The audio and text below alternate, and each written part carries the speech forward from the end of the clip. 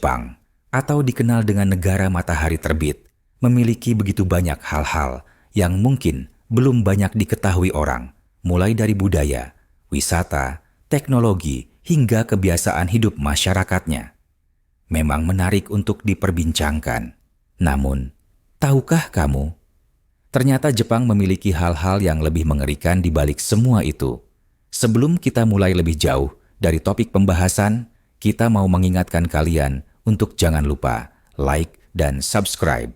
Ayo, kita sama-sama bangun channel ini supaya memberi manfaat dan hiburan kepada semua orang. Simak video ini sampai habis. Fakta mengerikan tentang negeri Sakura ini. Pertama, rata-rata lebih dari 80.000 kasus adopsi per tahun terjadi di Jepang. Tingkat adopsi ini adalah yang tertinggi kedua di dunia. Namun, adopsi di negeri Sakura ini berbeda dengan kebanyakan yang terjadi di dunia, yakni mengadopsi orang dewasa yang berumur 20 hingga 30 tahunan. Menurut Marof Jiara, seorang sosiologis pada Institut Kehidupan Hakuhodo, mengatakan secara historis kasus semacam ini lebih sering terjadi pada keluarga-keluarga di bagian barat Jepang, di mana keluarga pebisnis mencoba mencari sosok yang dianggap paling cocok sebagai penerus bisnisnya dan garis keturunan.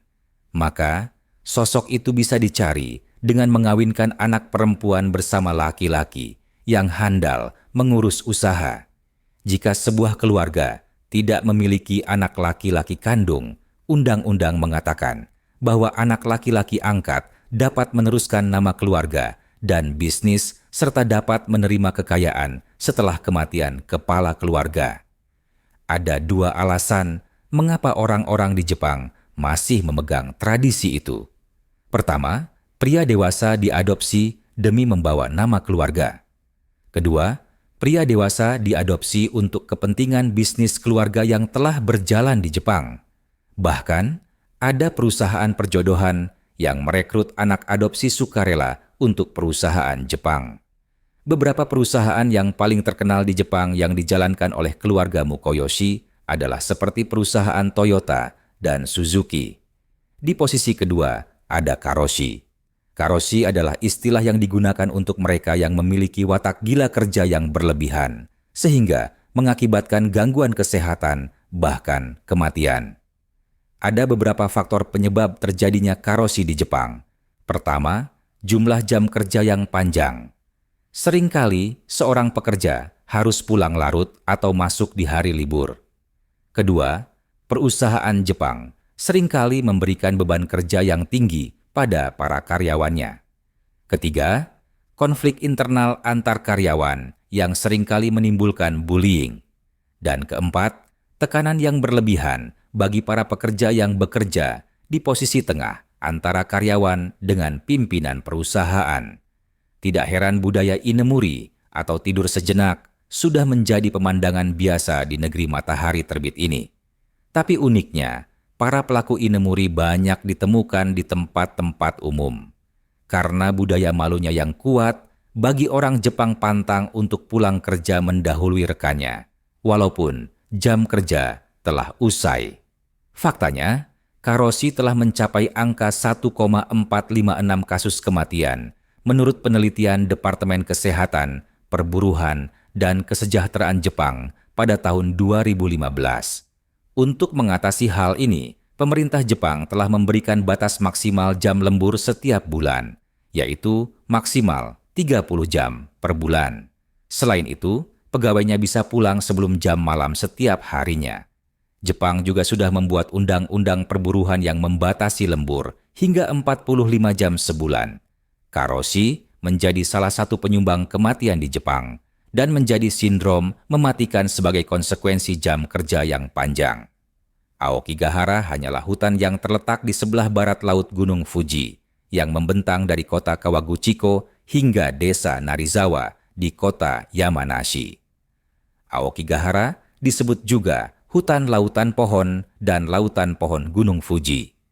Disebut demikian karena jika angin meniup pepohonan di sana, terlihat seperti keadaan ombak di laut. Walaupun Jepang dikenal sebagai negara yang modern, tapi Jepang tetap mempertahankan alamnya yang natural. Terus, apa yang mengerikan dari hutan ini? Aokigahara adalah destinasi populer untuk mengakhiri hidup orang Jepang yang sudah merasa bosan dengan kehidupan. Berbeda dengan kawasan hutan wisata lainnya, di pintu masuk Aokigahara akan ditemui papan besar yang berisi nasihat-nasihat dan kalimat persuasif untuk membatalkan niat bunuh diri, seperti pikirlah dengan baik-baik keputusan Anda. Anak-anak dan keluarga menanti di rumah. Menurut data World Population Review, pada tahun 2019, Jepang memang tidak termasuk dalam 10 negara dengan tingkat bunuh diri tertinggi di dunia. Namun, persoalan bunuh diri masih cenderung tinggi dan masih jadi persoalan serius di negara tersebut. Dan beberapa tahun belakangan, kasus bunuh diri di Jepang tergolong cukup tinggi. Laki-laki Jepang dinilai 2 kali lebih berpotensi untuk melakukan bunuh diri dibandingkan wanita. Beberapa penyebabnya dipicu dari kasus perceraian, kehilangan pekerjaan, hingga tidak bisa menghidupi keluarga. Penyebab lain juga disebabkan oleh pelecehan seksual yang marak terjadi di sana, serta kecemasan akan masa depan. Tidak hanya itu, data World Bank menyatakan angka harapan hidup di Jepang sangat tinggi, bahkan mencapai tingkat teratas di dunia. Untuk berwisata alam di hutan ini, kamu perlu menyewa pemandu yang berpengalaman agar tidak tersesat. Dari hutan ini, kamu dapat melihat keindahan Gunung Fuji dengan sudut pandang yang lebih baik, apalagi ketika musim dingin di Jepang. Selain itu, ada mitos lainnya tentang hutan ini, di mana pengunjung disarankan untuk datang dengan tidak dalam keadaan bersedih. Mitos ini dipercaya penduduk lokal, sehingga kita harus menghormatinya. Nah, untuk mengunjungi hutan ini, kamu tidak dianjurkan untuk datang sendirian. Jepang memiliki lebih dari 20% penduduk berusia 70 tahun ke atas.